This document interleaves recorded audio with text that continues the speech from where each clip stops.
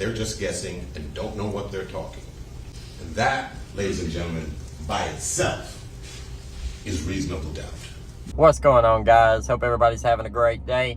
Please do me a favor, smash that like button for me, and if you get anything from this video, subscribe.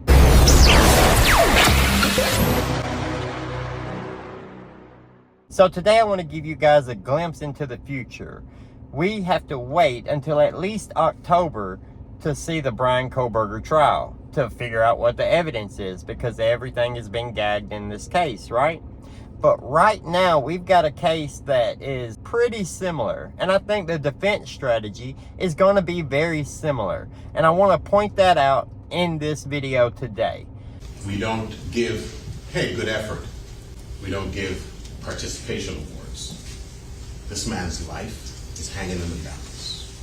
And if there is a scintilla of reasonable doubt, you must have the courage to speak up and say so. You're not here to judge him. You're here to judge the sufficiency of their case. So we've got YNW Melly. He's a famous rapper, a celebrity, if you will, and he's accused of shooting his two best friends. For no reason. Now, the prosecution, they're going to try to build up some motive, but what his defense attorney says is very important, because I think that the defense for YNW Melly and the defense for Bryan Kohberger, they're going to be pretty similar. Now, the Bryan Kohberger case, it could come out and it'd be obviously he's guilty, right? Once we have all the evidence laid out in front of us, it may tell a crystal clear picture.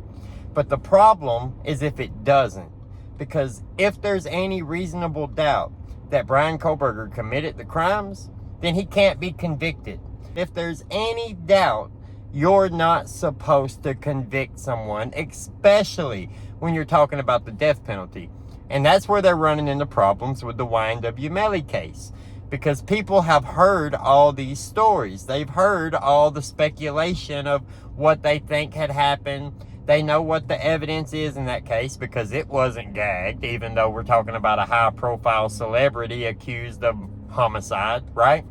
But either way, they keep running into those problems, because if they can't specifically prove that he did it, that he was there, that he's the one that pulled the trigger, then there leaves doubt. The job of the state is to prove it beyond and to the exclusion of every reasonable doubt.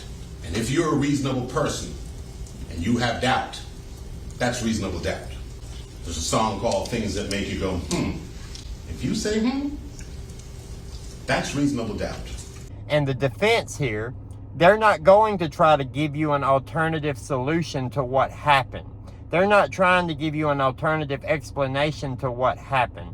What they want to do is force the prosecutor to prove the case. It's not their job to prove that he is innocent. And that's where a lot of people mess up. A lot of people start to think, okay, well, we've heard all of this information against Bryan Kohberger. So now Bryan Kohberger's defense are going to have to tell us a story that makes us believe he didn't do it. He wasn't even trying to tell them like he's innocent. He just like trying to like put a reasonable doubt, not that he's innocent. He's not trying to prove his innocence. Like, it's like, to me, they know he did it.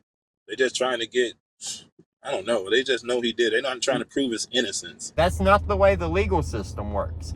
The burden of proof is on the prosecution.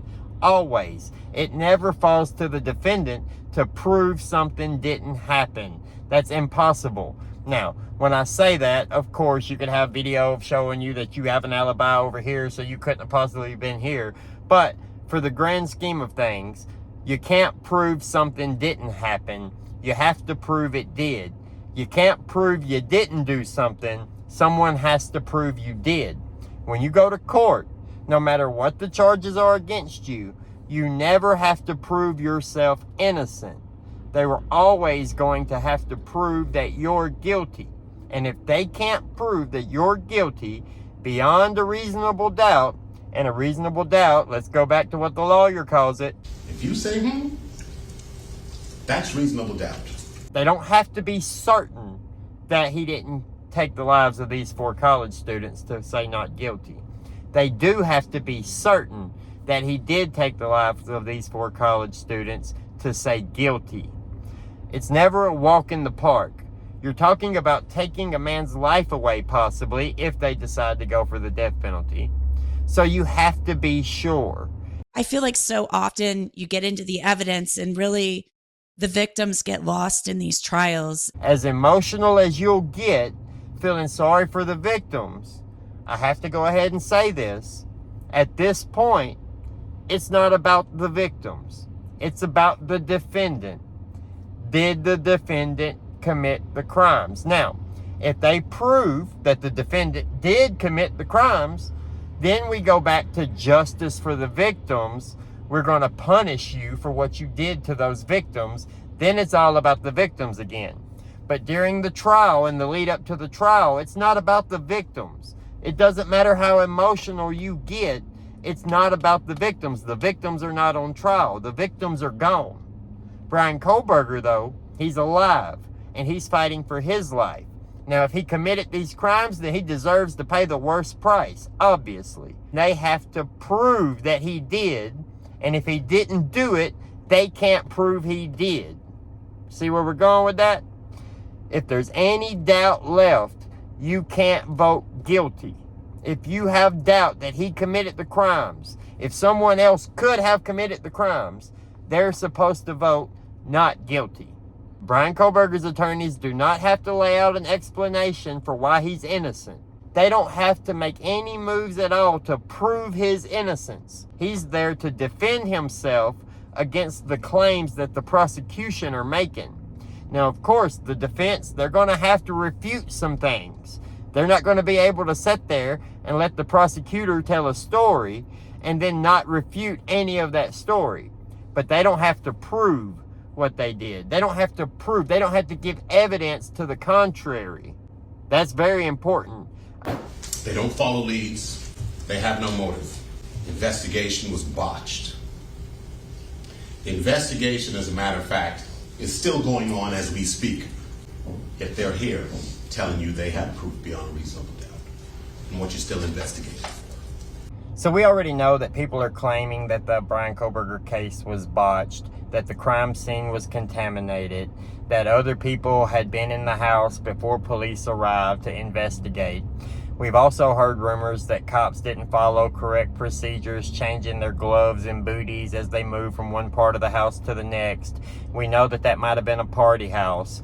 So there's a lot of cause for concern when it comes to DNA evidence. And he had tunnel vision. He zeroed in on this person, this young man, as the only possible perpetrator of that crime, to the exclusion of all other leads and evidence. They have a big task in front of them. Should probably get to it. What do you guys think about it? Let me know what you think down in the comments below. Like the video, subscribe to the channel to see more, hit that notification bell so you get notified anytime I post. Have a great day, and we'll see you later.